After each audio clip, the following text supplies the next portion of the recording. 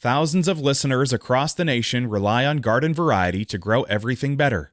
And we rely on listener support to sustain our little garden of knowledge. You can help Garden Variety flourish with a gift today. Donate now at ipr.org/donate. This is Garden Variety, a horticulture podcast from Iowa Public Radio and Iowa State University Extension and Outreach. I'm Danny Gear in for Charity Nebby. Last weekend, while in Colorado, I was lucky to be passing through Palisade at peak peach season. We grabbed a bag full of ready-to-eat peaches for our camping trip, and on the way back, of course, we grabbed more, though these ones would need some time to ripen. Unfortunately, my friend bit into a peach too early, expecting the exceptionally sweet and juicy Palisade peaches we had earlier, but was met with something hard and bitter instead. Today, we will be learning how to avoid eating our fruit too early, as well as how to harvest fruit in our garden, with the help of Randall Voss, an Iowa State University horticulture extension specialist. And Randall is with me now. Hello, Randall. Good morning. Let's start with peaches, since I brought them up. How do you determine when they are ripe? So with every fruit, there's really a few different ways we can tell if it's ripe. And for a peach, for example, it's what we call a climacteric fruit, meaning it will continue to ripen after you pick it. And so while we do have to get the picking timed right, you do have a little flexibility in that it will continue to ripen after you harvest it. But for peaches, what I generally look for is there's what we call the ground color or background color, some people will say. A lot of the commercial peach varieties have what we call a lot of blush on them. They have this kind of reddish color.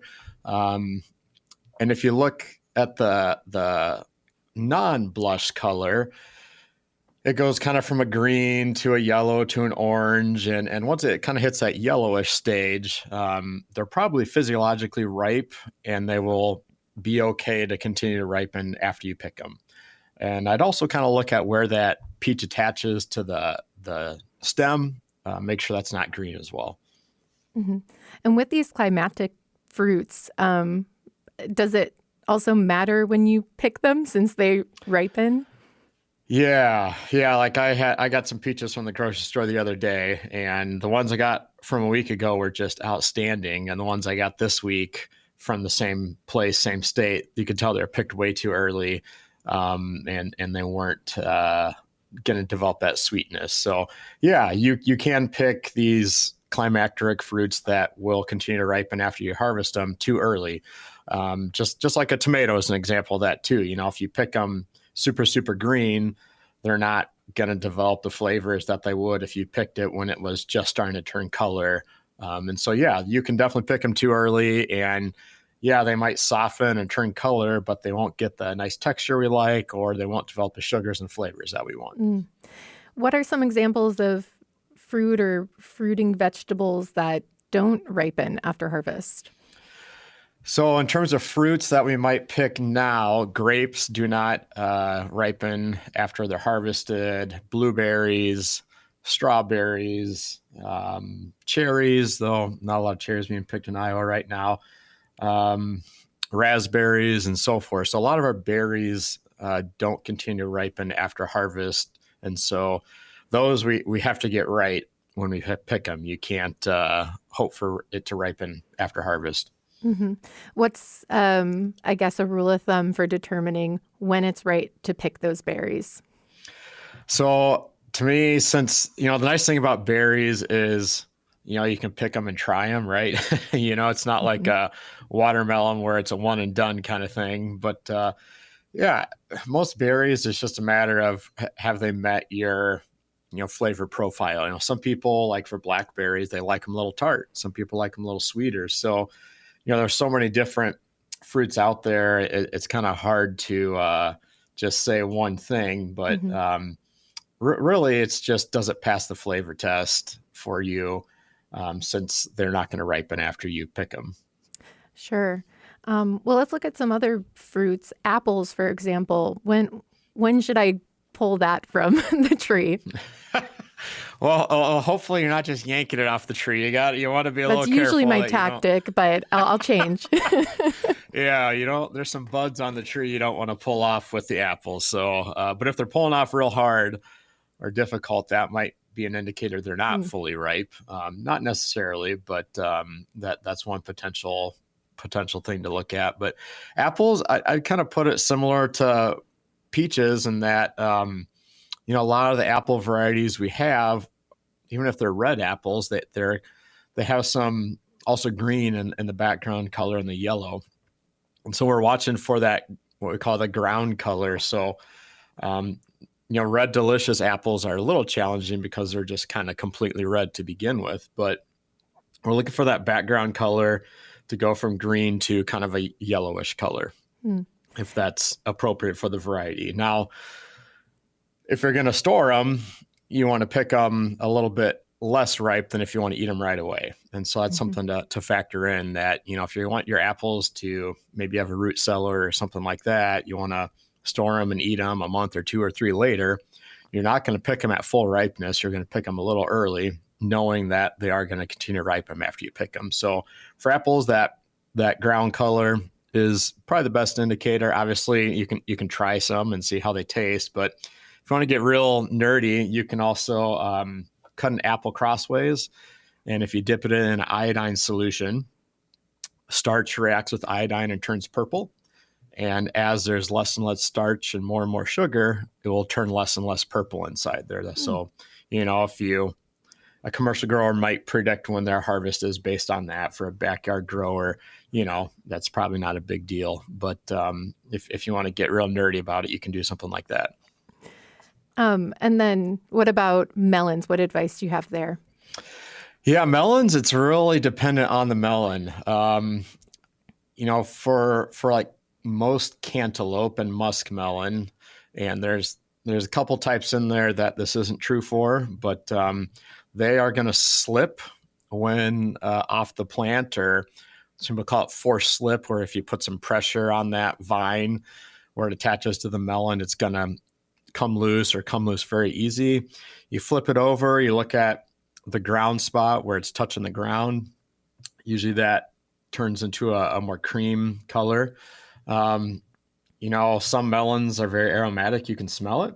And so that's another indicator. But when you look at something like a honeydew, it does not slip from the vine. It is not very aromatic. And so, like I have some white honeydews at home, and you look for a very subtle color change, that there's kind of a greenish cast to it that eventually turns, in the case of the variety I have, a little bit whiter cream. And, that's another indicator. Same thing with watermelons. Watermelons don't slip off the vine when they're ripe. You have to cut them off. And, some people use the tendril opposite the fruit as when that, turns brown or what have you, as a good indicator. I personally don't have luck with that. I just flip the melon over and look at that ground color. So where that melon was touching the ground. If it's kind of white, it's probably too early. If it turns kind of a cream or a yellow color, it's probably time. I did want to know what changes during ripening. What are the key factors in our perception of sweetness in fruits? So when fruit is immature, it's really, really acidic. And so the pH is really low. So a low pH means acidic. And that keeps that fruit protected. So basically, you or I or an animal would not eat it because it is not a pleasant eating experience. We're going to pucker real quick. Also, it prevents like molds from taking over. So really acidic solutions aren't as prone to, pathogens and rotting and so forth. So as fruit ripens, the cells inside will kind of soften. They'll accumulate sugar. But also what happens is the amount of acidity drops down and the pH goes up. And that makes it more palatable to you and I and the animals, but it also makes it way more prone to like fungal diseases because it's not super, super acidic now. And so that protection, so to speak, is gone, which the whole point of allowing fruit to ripen in nature is to allow it to spread seeds. But again, once I always kind of view fruit as like maybe a little bit morbid, but it's a dying tissue, right? Like fruit gets fully ripe and then it goes downhill real quick. And so when we're picking fruit, sweetness is a relative thing. It could be high in sugar and high in acid, and it won't taste very sweet. And so sometimes it's not how much sugar's in that fruit that gives us the perception of sweetness. It's also, is it low in acid? Mm-hmm. What practices should we avoid during fruit ripening? So a couple things that I, generally encourage people to look at, if you are applying any pesticides or plant protectants in your plantings, you got to be very careful that there's what's called a pre-harvest interval. And so if you look at that label, let's say you think you might pick your apples, in a week or 2 or 3. You don't want to apply any product that on the label says, don't eat this fruit within, X amount of days. It could be 7 days, it could be 30 days. It just depends on the product. So, if you've applied any plant protectants in your plantings, you definitely want to make sure you're not picking it before that time is up. And so generally we don't apply many products near harvest just because you don't want to limit yourself and run into some issues. The other thing I see from time to time is, people will not like the looks of their plants as we get kind of later in the summer. The leaves kind of get a little rougher looking, and maybe in a grapevine, the shoots get longer and longer and longer, or they want to pull leaves off the plant to get more sunlight in that fruit. And doing a lot of real intensive canopy management late in the season is usually not a good idea. A couple of reasons for that. One is sunburn. So that fruit developed in the sun and suddenly we expose it to full sun, it'll often get sunburnt. The second is the leaves are actually what make the sugar. And so the leaves produce the sugar and they kind of export that into the fruit. And if we remove a lot of leaves or canopy or foliage during fruit ripening, there is a risk that we'll kind of not accumulate the sugar levels we really want to. Mm-hmm. And very quickly in 30 seconds, why do you recommend eating the ugly fruit first? Fruit that's damaged isn't going to store very well. So any fruit that's damaged, you want to eat now if it's safe. And the most beautiful, unblemished ones are better for storage. All right. Randall Voss, Horticulture Extension Specialist at Iowa State University. For more gardening information and tips, please subscribe to our Garden Variety newsletter. Find out more at iowapublicradio.org/garden. I'm Danny Gear.